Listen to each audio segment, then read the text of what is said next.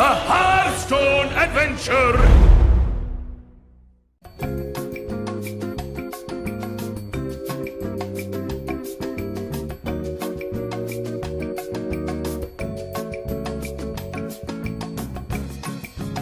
Volcanic Drake, 6 for a 6/4, and it costs 1 less for each minion that died this turn, and it is a dragon, and this is really relevant because, you know, there's a lot of dragon-themed cards, a lot of holding the dragon type of things, and this is the type of card that you want to be holding for the perfect scenario where you can tempo out like crazy.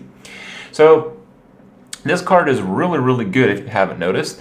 It's really good in Arena and in Constructed. I think we'll see a lot of decks at least try to use this card, and I think they will be very successful because, well, it's really easy to kill 2 creatures in 1 turn. It shares the mechanic with Dragon's Breath, I think it was, the Mage card released, and, you know, it's kind of the same parameters. How difficult is it to set up these scenarios, and how good is it in respect to those difficulties? So, if you want to play Volcanic Drake, it's kind of like a creature. It's kind of like, yeah, you just play it. You just dunk it on the board. With Dragon's Breath, it's a little bit different because after you kill a bunch of shit, for it to be useful, you gotta kill more shit. I think it's fair to say that in any given game, especially in Arena, going from turn 2, 3, or 4, there's going to be a case where one creature trades for another creature, which results in both of them dying. So basically this card, at worst case, is a 6/4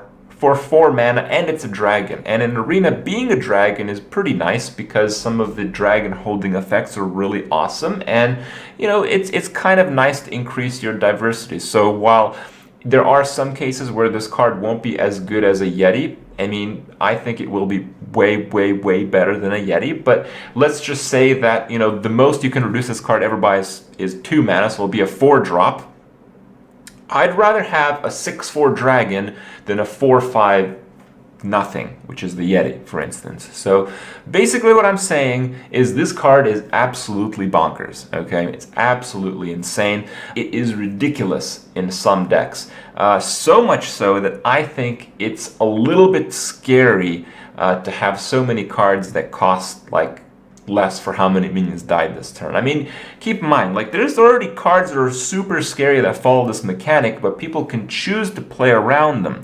This is not a card you can really choose to play around. As an example, you know, you can choose to play on Molten Giant. Molten Giant has a very similar mechanic where it can cost 0. And what some Warlocks, maybe, oh, I don't know, Handlock, that's kind of a deck that people like to play still for basically a year and a half now. They can 0 mana cost Molten Giant, they can 0 mana cost Molten Giant, they can play like some garbage creature, Shadow Flame the garbage creature, it kills like 5 other creatures, they can then Volcanic Drake, they can then Volcanic Drake again, and it turns out you still have like some mana left after all of that. So, you know, it does get pretty scary when you have so many cards that can come out for 0 mana, especially ones with significant effects as this. Basically what I'm saying is this is the best card released in Blackrock so far.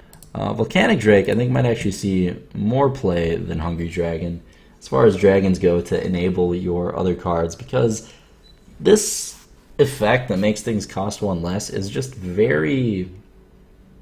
it's very easy to trigger.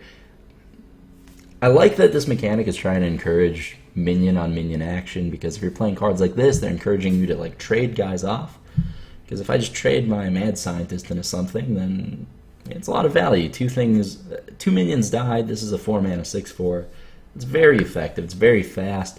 Great with things like Muster, Consecrate, just cards like that. Unleash the Hounds. I expect Volcanic Drake to see a good amount of play, just because pretty consistently it should be a 4 mana 6/4, which is not good enough to play on its own most of the time. You're not playing it just for the stats, is what I'm saying, as like a 4 mana 6/4. You're playing it for the dragon synergy. And 4 mana 6/4 is definitely good enough once it's enabling all of your OP 5 mana fire elementals and stuff like that. Volcanic Drake, there will be a lot of times where you get it out for like 2 mana or 1 mana or 0 mana, and those games, it could just win you on its own. So, yeah, definitely a good card. I expect to see this in a lot of decks across a lot of classes. Volcanic Drake, 6 mana 6/4. Obviously 6 mana 6/4 is quite bad. 5 mana 5/4 is bad. Is a 4 mana 6/4 good? That hasn't been printed yet. But we have 4 mana 5/4s, which I never run, the Plains Striders. So I'm going to kind of establish that arbitrarily. I think if this were cast on 4, it would be like average. If it were cast on 3 or 2, it would be really good. Always gotta watch out for these cards, which can cost less for each minion that died, or cost less, because they're the ones that tend to be abused in some way. Mountain Giant, Molten Giant. Clockwork Giant was never a really good one. Sea Giant was played sometimes. Volcanic Drake is a card that I feel hopeful for. When I first saw it, I wasn't very impressed because I was like, oh, it's kind of like Dragon's Breath, which I, again, still think is bad. But Volcanic Drake is much better than Dragon's Breath because it's a lot more unfair. A 0 mana deal 4 damage. A 0 mana 6/4, that's something. It also is out of BGH range. This is gonna shake things up. As much as cool as that effect is, I think that this is pretty much going to be, I don't know, kind of unusable. I mean, so you have to think about how much mana this card would cost in order for it to be good, right? So would you play a 4 mana for a 6/4? Maybe. No one plays a 4 mana for a 5/4. Obviously 3 mana for 6/4 is amazing. So it's somewhere around 4 mana, and you need to have 2 minions die this turn in order for it to cost 4 mana. Another thing is it's a dragon, which is a huge part. I mean, it's ultimately just a vanilla 6/4, and if you're trying to build this into a dragon deck, then I think it's very hard to proc the cost less part of it for the most part. So yeah, I don't have a whole lot to say about this one. I don't think it's that great. Alright, this one is one of the better cards. Because if you trade for 2 minions, like for example, it's a paladin matchup, yeah? Trade dude for dude, you get a 6/4. Like, that's pretty insane. And that's not even too insane. Like, 4 mana 6/4 is, I think it's like reasonable, yeah? Because you compare it to like, what, Yeti or something like that, 4/5, it trades evenly or whatnot. This gets more insane when you trade more creatures. Every time I look at this mechanic, I think of Muster for Battle, and I go like, holy Jesus, this is insane, right? You can do like Flame Strike, put a lot of Volcanic Drakes, and stuff like that, yeah? Doomsayer, put a lot of Volcanic Drakes. I don't think this is going to be a thing, though. But, yeah, I think this is going to be one of the better dragons from the set. Of course, we have to, like, experiment with your hand. Wow, a 6 mana 6/4, that is absolute trash. It has the stat line of a Paladin Sky Golem, except it doesn't do anything. It doesn't spawn a 4-drop. Does that ever compare with a free 4-drop? Well, no. It's actually probably one of the most impactful cards that we're going to be getting, I think, in Blackrock Mountain, and at least that's my hope. Now, admittedly, it's a terrible, terrible body. However, if let's just assume the very common scenario. 2 minions die on turn 4. Volcanic Drake costs you 4 mana. You're getting a 4 mana 6/4.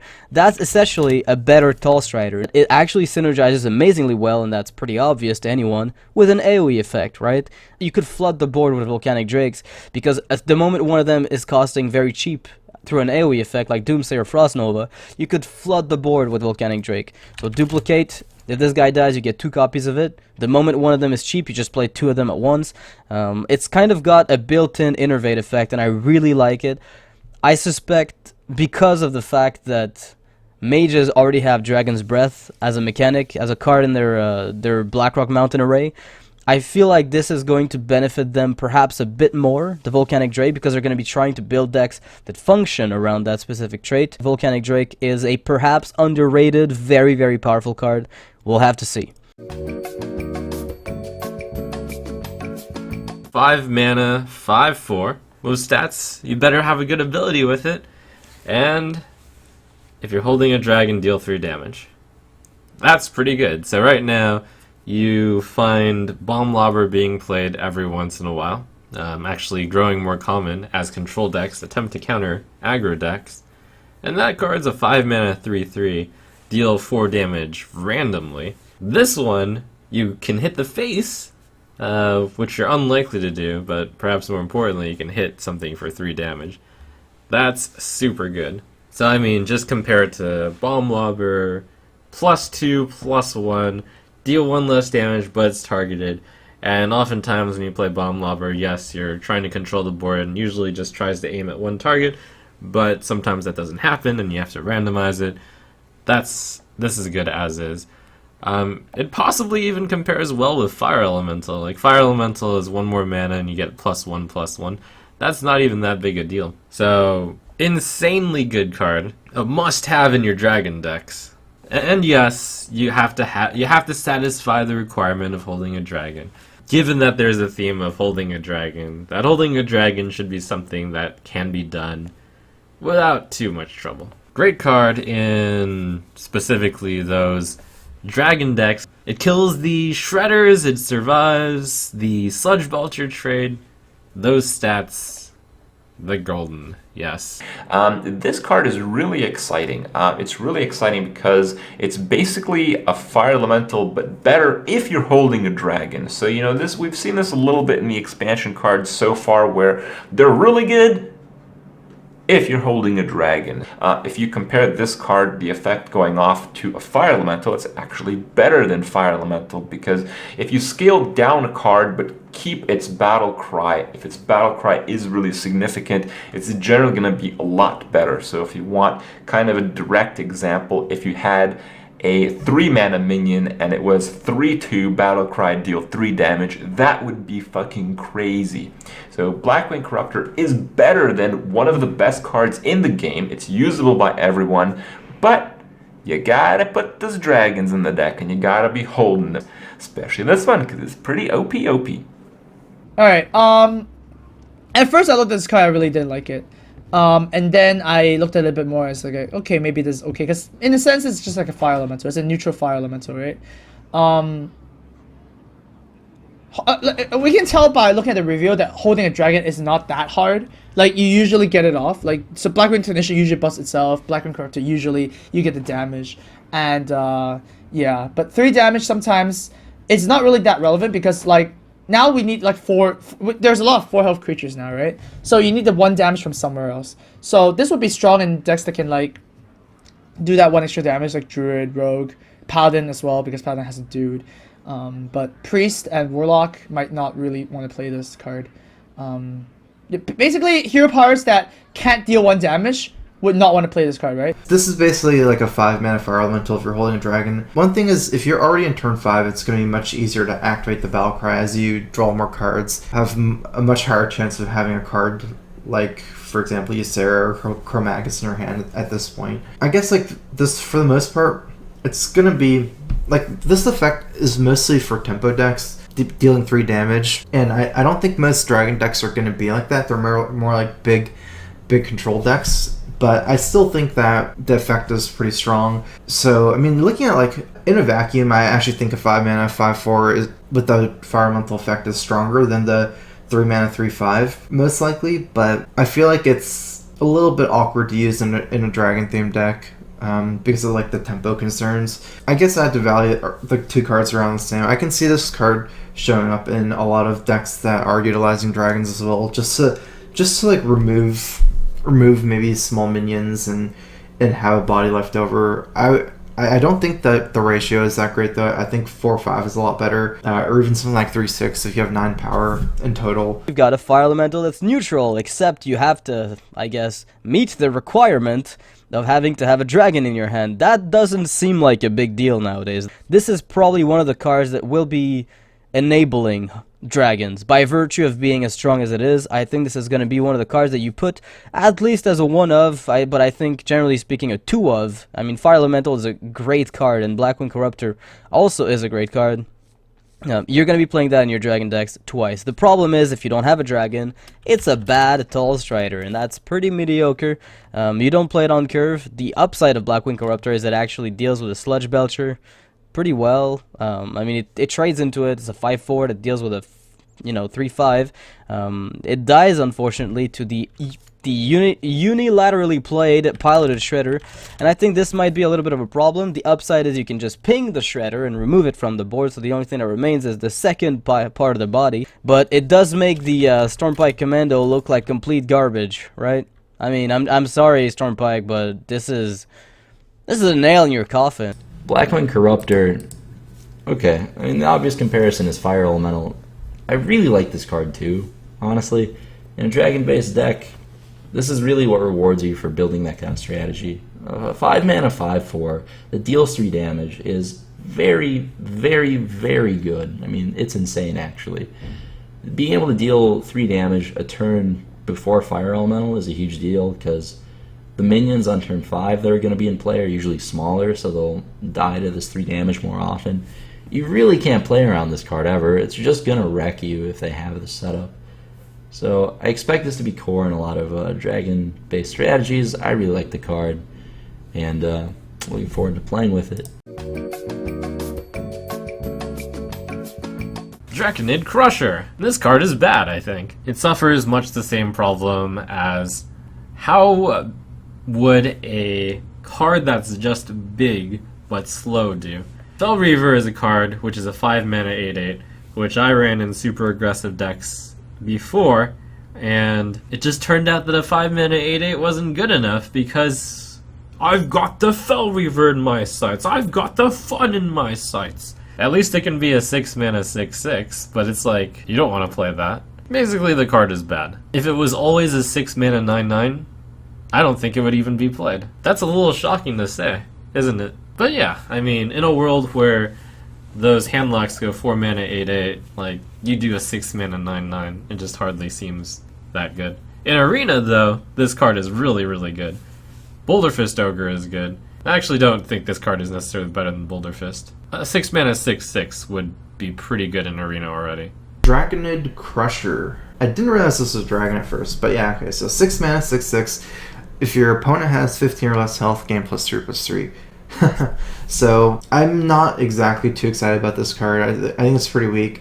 6 mana 6/6 is not good at all. Obviously, Boulder Fist Ogre is 6/7. 6 mana for 9/9 is probably not even good as well, unfortunately, because of Dr. Boom. That's just the way it works, unfortunately. I'm not even sure if the battle cry is an upgrade necessarily most of the time, since it's kind of doubtful whether a 6/6 is even worse than a 9/9 half the time. I mean, you can see this. It's not just I'm trolling, but people often choose to make Edmund Van Cleef a 6/6 instead of an 8/8 on purpose, for example. So there's a real reason for it, and it's the big game hunter. I think the most valuable part of this card is the fact that it's a dragon and not even the battle cry. I think this dragon modifier on this card is worth more than the battle cry, honestly, just because it's a way to activate a lot of the dragons. I don't see this card being played, honestly, much in Constructed, if at all. So Card's complete garbage. If it was a 9/9 all the time, I still wouldn't play it. End of story. It's just literally the same thing as Druid of the Fang. I hate that they're printing cards that are like, if they always got the buff, you still wouldn't put them in your deck. So that's the thing with Druid of the Fang. Beast Druid would be so cool if only they made Druid of the Fang not garbage. Like, if Druid of the Fang was like a 6/10 if you had a Beast, that's payoff. But a 7/7 for 5 I wouldn't play anyway. So, same thing with this. A 9/9 for 6, wouldn't play it anyway. It's not too bad. This card is actually pretty good, in my opinion. Like, 9/9 is way better than 8/8. And way better than 7/7, right? Because if it's gonna get BGH, it's gonna get BGH anyways. And 9/9 trades really, really well for like a lot of things. And of course, going for face for 9 damage is pretty insane. You can also more or less choose the mode it is in. But of course, you can like play this before you attack, or you can attack and then play this, for example. And it's pretty cool. Decks that I think this can be used in are decks can actually deal regular damage to your opponent's face, something like Mech Mage. Not Mech Mage, just General Mage, I guess. Shaman even? I mean, every Dragon deck would try to consider this card. But, yeah, obviously the battle cry has no board effect immediately. But I think it's okay. Like, I would experiment this. It's okay. Now, the obvious quote-unquote synergy that exists is with Alex Straza, because she sets the hero's remaining health to 15, and then you play Drakonid Crusher, and you get a 9/9. Now, a lot of people say, well, if it comes in as a 9/9, then, Big Game Hunter kills it, and that's terrible. Well, yes, it is, but here's the deal, though. There's this thing about dragons that you need to understand. They're all pretty fucking big. They're all pretty fucking huge, and if they're all pretty fucking huge, and there's only 2 big game hunters in a deck, I'd venture to say I'd rather lose a Drakonid Crusher to a BGH. I do like the card. I think the fact that it can be played as a 6/6 is probably more interesting, honestly, than the fact that it can get +3/+3. The +3/+3 is more of a, you know, we're in a top deck war, and you have no cards, I have no cards, we're both quite low on health, I top deck it, and I drop it as a 9/9, now deal with it, and usually the opponent won't have it. And that's especially true in Arena, where I think Drakonid Crusher will become something of a new MVP. Sure, it's not a Bolter Fist Ogre baseline, but it's got the potential to be an auto game winner in top deck wars, which tend to occur more frequently in Arena. So, is it a good card? I'd say yes, but just because it's got the dragon tag. If it wasn't for the dragon tag, I would not be overhyped. It basically becomes a 9/9. So some people have mentioned that this is a pretty cool mechanic and constructed because often warriors tend to lose a lot of life and then gain a lot of armor, and this kind of makes them have a little bit more of a complicated decision-making process, which is pretty good, and I think it's relevant because people still play warrior. The issue that I see with this card is if you're playing an aggressive deck, which you kind of are likely going to be playing if you're really going to make use of this effect on a consistent level, you can't really fit that many creatures with that high of mana cost. Like, if you play a lot of Arena, I think, yeah, 6 is kind of high, but for constructed, 6 is really high. It's really high. A lot of games are decided by that point, and playing something that doesn't immediately affect the board might be completely useless. If you want to see it in a very direct comparison in an aggressive situation, let's say you're playing Hunter. Hunter often can get to the circumstance. Turn 6, my opponent will have less than 15 health. I want to play this creature. You really have to think about it. Is this creature better than a Highmane? I don't know. I don't think it is. I think Highmane is still better, and I think that falls with like piloted Sky Golem. So what is it better than? Well, it's probably better than a Boulder Fist Ogre. It's probably better than a Boulder Fist Ogre because well, in Arena, Boulder Fist Ogre is really good. It's a common slot, so you run into it a bunch of times. This is a common slot, so you're going to run into it a bunch of times. And actually, I think it's almost equivalent to a Boulder Fist Ogre, so you might see people drafting more consistent control decks in Arena as a result of this card. But I think it's better than Boulder Fist Ogre because it's kind of good, as I mentioned with the first card, to increase your options, to kind of have that dragon in the deck. And it's exactly the type of dragon that you want to save. So often in Arena, it's really dangerous to play a card when it's taking up your whole turn. And with Drakonid Crusher, what you could do is you could hold him as a dragon because his battle cry kind of works with that. Hold him until like turn 8, 9, or 10 where you can play him and another card, and you basically have a huge late game tempo push, and the card incentivizes you to do that so you can effectively use its hold mechanics up to that point. So this card is really awesome. I think it's really awesome more towards the Arena side rather than the constructed side, but still I think we might see some use there because if people really want to push the dragon theme a little bit, they might need to dig a little bit deeper, and this is kind of on that second level, the good but not really that good type of dragon. Dragonkin Sorcerer, 4 mana for a 3/5. Whenever you target this minion with a spell, gain +1/+1. So I guess what immediately comes to mind is Violet Teacher comparison. It's basically the same-ish card, except, well, first of all, you have to target this minion with a spell, not cast any spell. You lose a lot of synergy there. You can't coin. You can't like do something like Coin Frostbolt to get 2/1/1s. I think that it's basically a lot more limited, even if the +1/+1 sometimes is better to have on the minion compared to summoning an apprentice, a 1/1 apprentice. Honestly, I think the biggest implication here of this card, again, it's kind of similar as the Drakonid Crusher, the 6/6. I think the biggest thing here is that it's actually a dragon, because, again, there's a very limited amount of mid-range dragons. And unfortunately, I don't think that this is strong enough as a 3/5.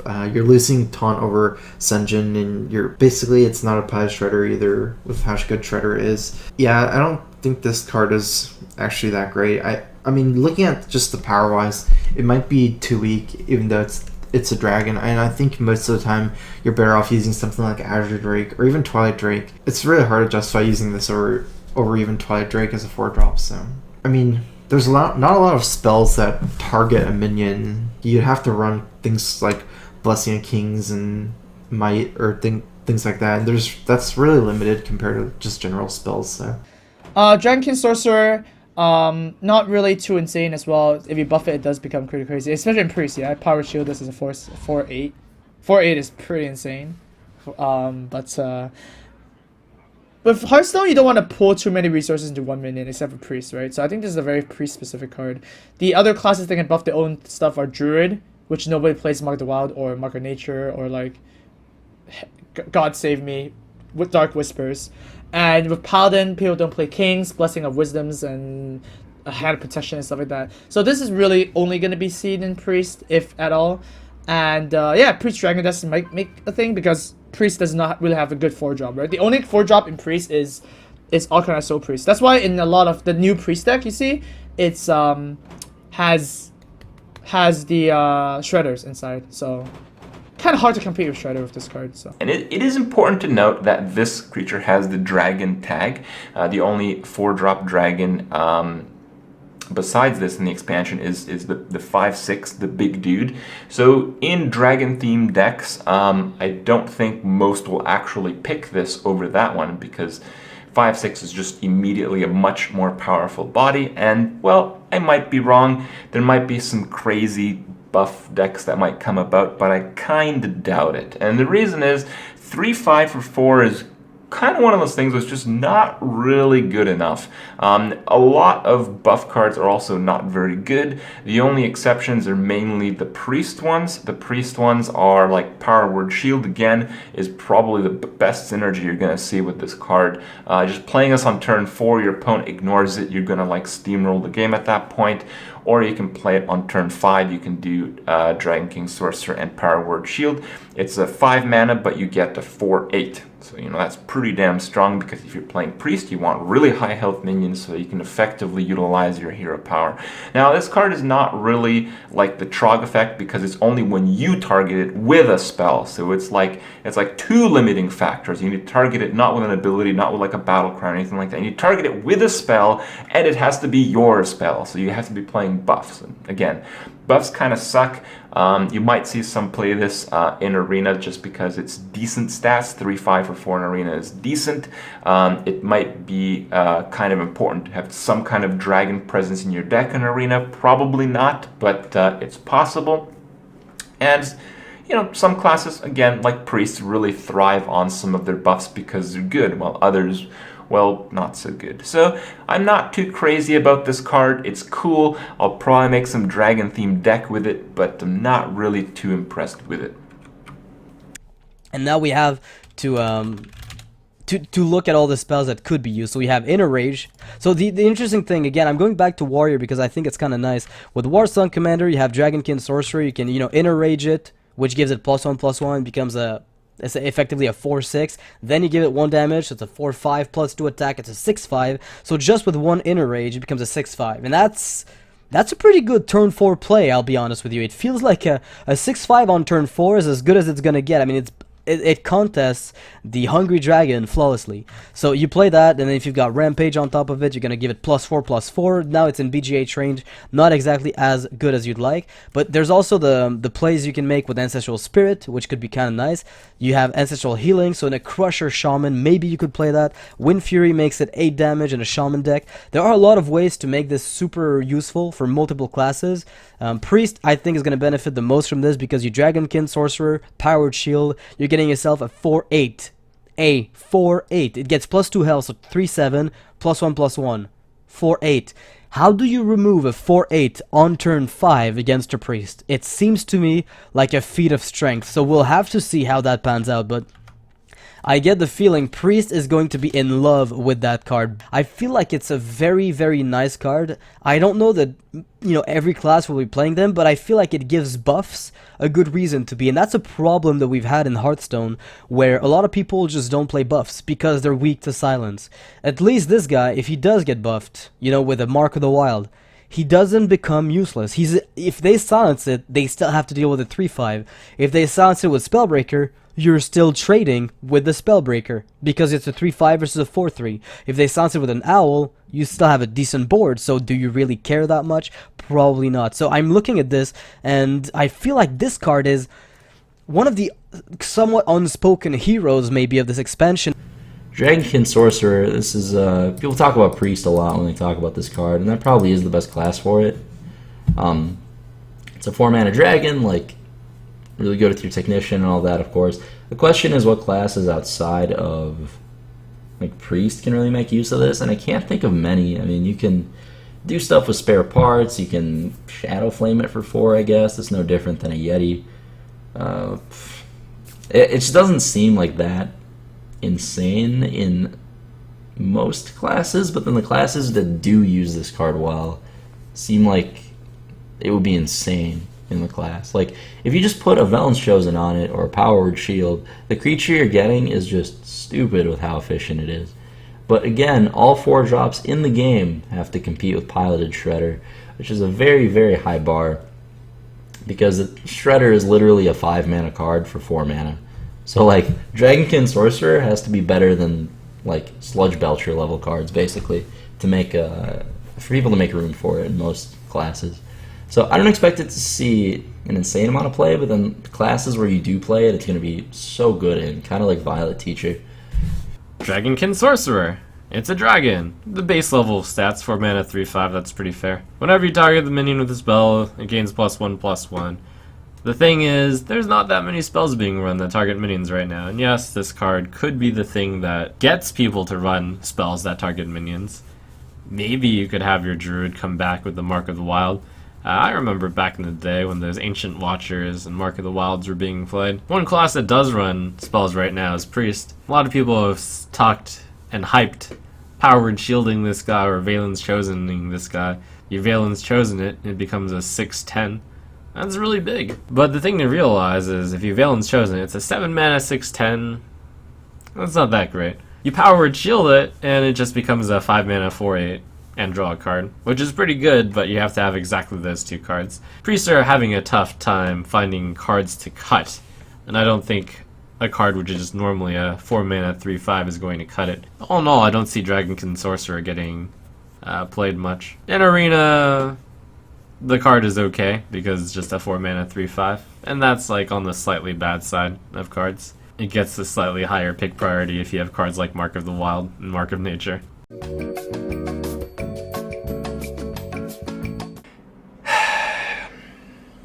I don't know why Blizzard keeps doing this, man.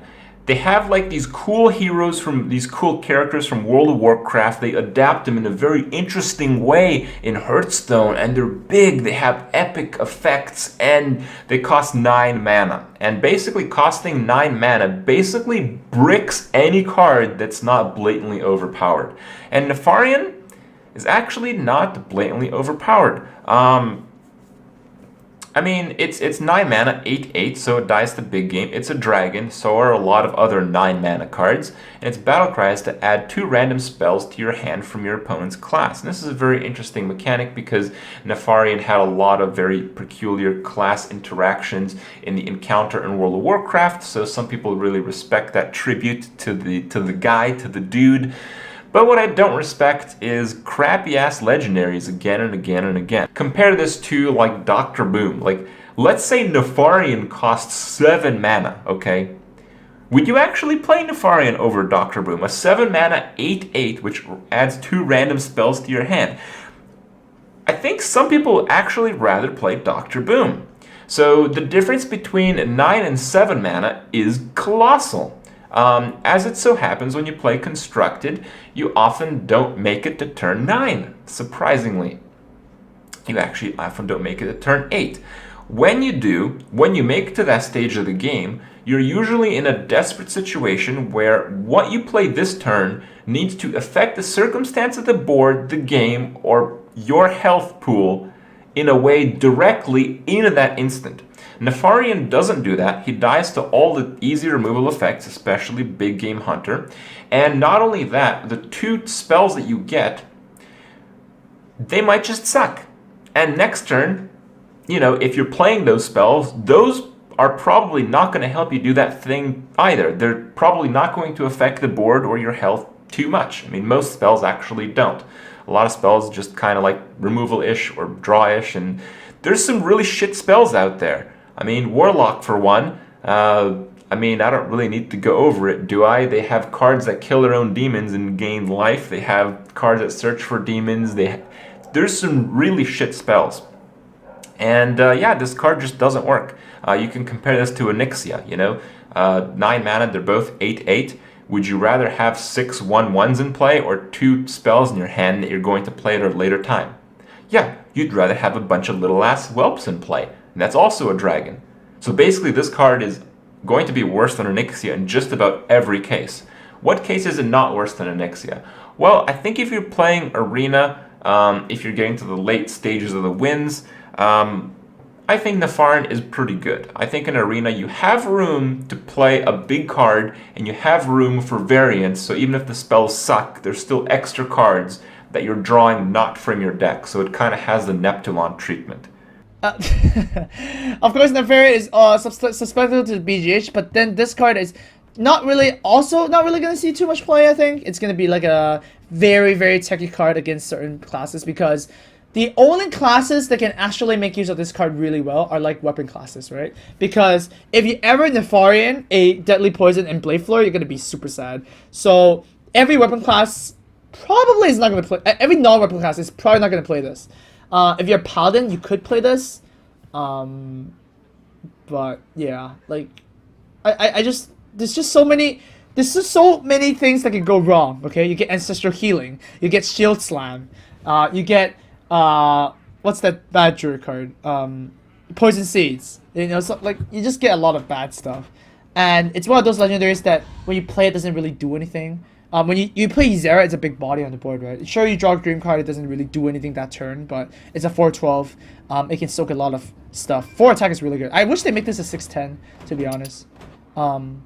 Cause like dragons, when you add up their attack and health, is always 16, right? So if this was a 6/10, I think it would be pretty good, but it's not. So, heck, why it's 6/10? We can make it 6/9, right? Nefarian, 9 mana 8/8. Oh my god, another 9 mana 8/8.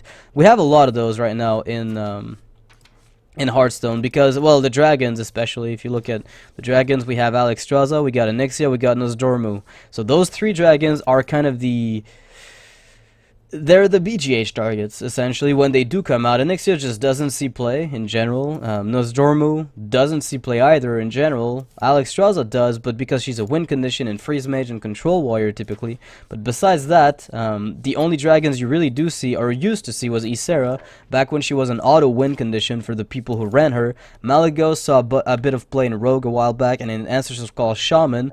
Nefarian suffers from the same weakness that Alexstrasza, Onyxia, and Nosdormu do, which is pretty vulnerable body, and an effect that, in this case, I mean, the effect is pretty interesting because it's unique.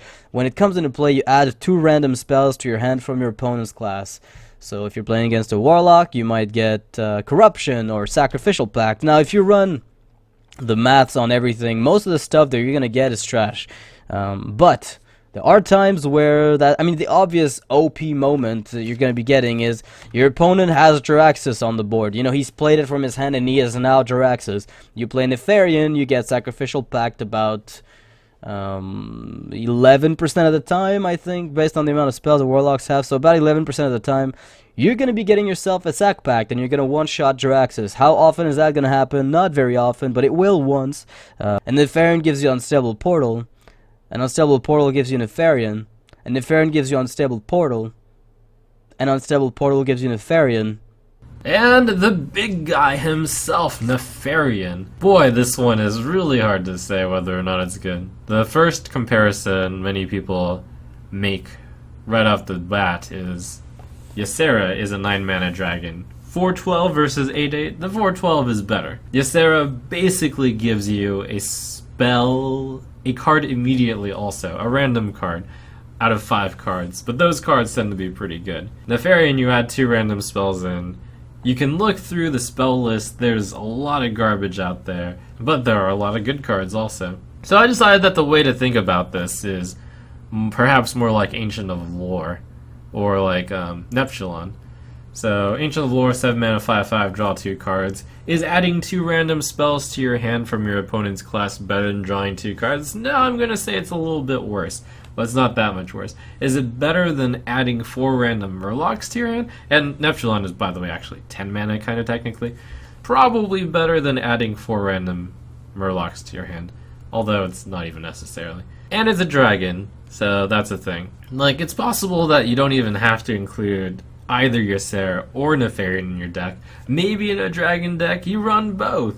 Is that insane? It might be insane. There are a lot of people who have said stuff along the lines of, wow, you can get such awesome stuff. Force of Nature, Savage Roar. You're playing against a handlock. They actually don't run very many spells. You get their Sacrificial Pact. They play Jiraxes. I don't want to make another Dr. Boom mistake where I say, like, the card isn't going to be played, and it's a dragon in a set where dragons matter. But it sure seems like this card costs too much mana for what it does. I think this time I'm going to be right. Consider this my very hesitant call that Nefarian will not be played even though there's a dragon theme going on, because I don't think you can actually run both Nefarian and Ysera. And this time there's actual comparable things to compare it to. Like, you can compare it to the Neptulon, which is 10 mana, 7/7, adding 4 Murlocs. Is that better than adding 2 random spells? Okay, when you compare it that way, I'm a little scared to call Nefarian bad. Because, like, Neptulon, if it was neutral, I think it would be tempting to run it in a few decks. And it's not really 10 mana, it's 7+3, which is different than 9. You know what I really like, though? I like cards that give you cards. It's awesome. I want more cards that give you cards. Card advantage is great. Okay, so this is one of the new dragons. There is a lot of competition for dragons at 9 mana, since all the dragons right now are pretty much 9 mana. This is, I guess, one of the stronger ones. I guess the big problem, obviously, is it dies to Big Game Hunter. You have to kind of compare this to Ysera again, since Ysera gives you 1 random Ysera dream card at the end of your turn. This gives you 2 immediately, so if Ysera dies in 1 turn, Ysera usually doesn't stick around too long, so, you know, if you average it at maybe like at least 1 card, maybe sometimes 2, you do draw more cards than Nefarian, but I probably feel that the creature is worse as 8/8 than a 4/12. Even though generally you want to have the attack and the life kind of close, 4/12 is not exactly the best ratio for Ysera. It's kind of, it doesn't do enough damage and it has too much life. I guess like the best ratio for something with 16 power in total is something like a 6/10, which would be perfect right outside of BGH range. And 6 is generally enough to kill everything as well. Unfortunately, Nefarian as 8/8, it's just, it dies too easily to Big Game Hunter, and I'm not exactly sure how good 2 random spells from your opponent's class is generally going to be. But I have to probably value each one worse than a random dream card, so I feel like Nefarian's probably weaker than Ysera. If you do need more dragons, though, because a lot of the 9 mana dragons are fairly unusable, then perhaps I can see Nefarian. I don't see it having a big impact, unfortunately. 9 mana, 8/8, Big Game Hunter's a thing. A 4/12 is way better than an 8/8, so just off stats alone, I expect Ysera to just see more play than this every single time. I have no idea why someone would play this over Ysera. Getting 2 spells from your opponent's class is actually really good, because drawing spells late game is way better than drawing creatures, because late game, if I just played a 9 mana card that drew me 2 cards, I'm not like hungry for more card advantage. What I want are things that impact the board immediately, and that's what spells do. Every spell has charge. That's why spells are better than minions. So I expect Nefarian to see less play than Ysera, but it's not, like I said, it's not completely unplayable, just because if you do that kind of demon lock type of build where you have all of these early game cards that rely on you having a dragon in hand, and then you just play like a few, like 2 or 3 super expensive dragons, so that they always rot in your hand and always give you that dragon synergy, and then just sometimes win you the game against control, then it gets interesting, because I think Nefarian and Ysera are like the 2 first dragons that you, like Cro-Magus, Ysera are probably the 2 best. Nefarian is probably like the 3rd best. So you just put those in your deck, and all of a sudden, if you're just holding Nefarian in hand all game, all your dragon-based cards are insane. So he might see play just because of that. Because I can't stress enough, like Blackwing Corruptor and Blackwing Technician are very, very very good. So that alone might make Nefarian see play. Paladin spell, Solemn Vigil. It's a 5 mana arcane intellect. You get to draw 2 cards. But it has the cost 1 less mechanic, and it's similar to a lot of the other ones already shown in the expansion, where it costs 1 less for each creature that dies. So we know that Arcane Intellect is quite alright. It's played in a lot of mage decks, but it's usually played in mage decks that have a very refined purpose. So it's played in like Freeze Mage, it's played in decks where you're just trying to draw out those fireballs, those frost bolts. What you guys will notice is, with the card pool going up and up and up, it's kind of difficult to find cards that you want to remove out of your deck. And this card is a little bit weirder than Arcane Intellect because of the cost mechanic. And as I mentioned in the past, with the cost mechanic, it's very easy to reduce it by 2. So you can very often make this an Arcane Intellect. And if you can't, you're losing. And if you're losing, well, as a paladin, you're probably dead. So yeah, it kind of works that way. I feel though that this card doesn't work too well with like the mid-rangey paladin. I feel if you play a really fast paladin where you can sack all your guys non-stop, it'll work. Or if you play a heavy control paladin where you try to combo off equality or many other board clears or activators, you can kind of make it work in that sense. So you can, like, you know, drop your opponent's board and then get this guy for free, or you can just trade maliciously with all your small minions and then play this guy for free. In the mid-range end of things, save for a lucky muster for battle, it might be difficult to reduce this past 2 mana, and if you can't consistently reduce it by 2 mana or more, I don't think it will be an easy include in a lot of paladin decks, but you know, it really depends on where the decks go. If people start playing slow decks, a lot of board clear, this card is suddenly going to see a lot of play. So it's kind of hard to gauge right now which way it's going to go, but it does have some options. It's a decent card for mid-range paladin, I would say. I like it when you play like double zombie chow, that type of stuff. It's definitely not for control. For control you need land hands still. If you can trade 3 dudes... I mean, if you can trade 3 dudes, you would rather have Cult Master, right? It's 4 mana, draw 3. And it's 40 on the board. I don't know. Not sure about this. Probably unplayable. Probably unplayable. Paladin is one of those decks that's pretty balanced in its curve. It has a good amount of late game, mid game, early game, just as a class when you're building it mid range, which is generally the best list. So because you have that good balance of curve, and it's already has a good balance of card draw to board plays, I don't think Solemn Vigil is going to see play, because you just don't need an Arcane Intellect type of effect in the deck. One thing worth noting is Paladin is one of the best classes to use this mechanic in that makes things cheaper. Like, we might see Solemn Vigil just because it's insane with muster for battle. You know, you trade with 1 minion, 3 of your own die.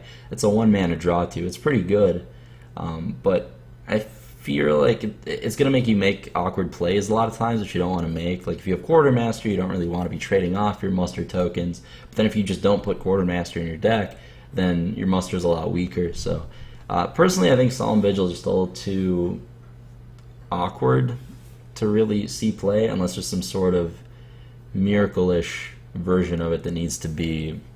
It really needs a card draw. It's kind of hard to say. I don't think this is that great. I mean, if you think about, like, a lot of times people are saying that you can just suicide a lot of your own dudes to draw cards.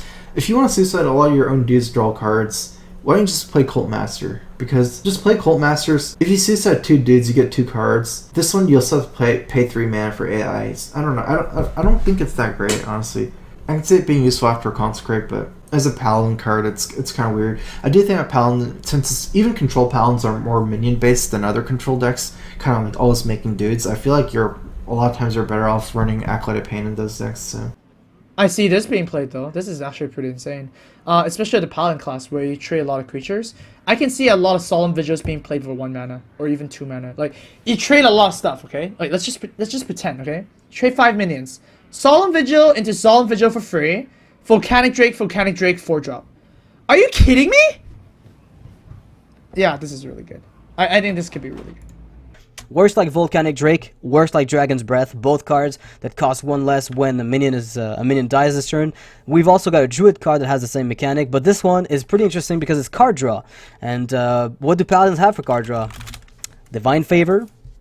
They've got Blessing of Wisdom, which is not terrible, but hardly played nowadays.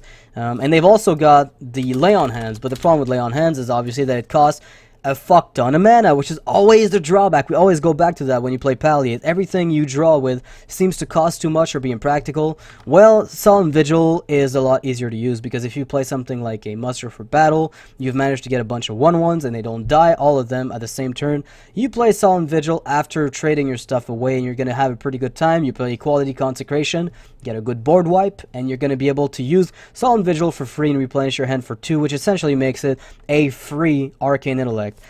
Worst case scenario, if there's a single trade that goes on during your turn, you trade one thing for an opponent's thing, it goes down to 3 mana, which makes it an Arcane Intellect for Paladin, which is pretty strong. Usually Paladin has that theme to it that it hoards cards and generally doesn't draw much and it doesn't play much. It tends to be a very slow-paced deck, and Solemn Vigil is accelerating Paladin's draw quite substantially if and only if you get pretty good value. Now the question is, do you play Solemn Vigil over Cult Master if you're relying on minion trades? Maybe not, but if you're relying on Solemn Vigil to draw your cards after something like a board wipe, then sure, I think that's very reasonable to expect a Consecration play to lead into a really good card draw engine. That's pretty solid. They play Zoo, you Consecrate. A lot of things could go well with Solemn Vigil. To say that it's going to be a super sick card is maybe a bit too early because we need to see where the metagame takes us, and Paladins might just not even bother with Solemn Vigil when they've got stuff like Dragon Consort, right? Solemn Vigil. This one's interesting. First of all, I will say that I love card draw. So cool. Paladin has more card draw.